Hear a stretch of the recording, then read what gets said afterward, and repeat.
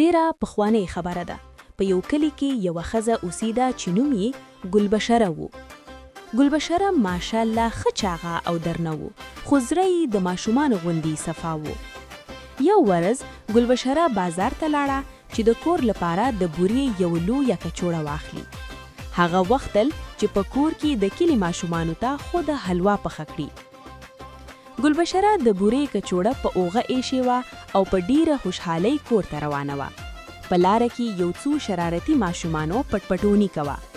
یو ماشوم په منډه راغی او د ګلبشره په کڅوړه کې یو لکۍ ووهله. کڅوړه وشکېده او په ټوله لاره کې سپینه بوره خپره شوه.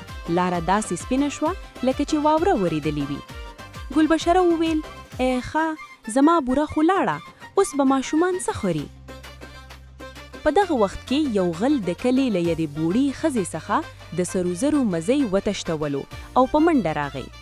غل ډیر تیز و، خو کله چې هغه د بورې په لاره راغی، پښې یې وشخویدلې. ګلبشره چې کله غل ولیدل، هغې هم هڅه وکړه چې هغه ونیسي، خو خپله هم په بورې باندې وشخویدله. ګلبشره په هوا کې والوتله او سم د غل په شا باندې پریوته.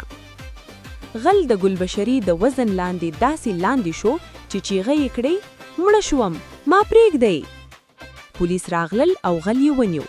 د کلي خلکو ګلبشره ته شاباسي ورکړه. بوړۍ ښځې وویل: ګلبشره لورۍ، ستا بوره خو ضایع شوه، خو ستا په برکت زما سرو زر بچ شول.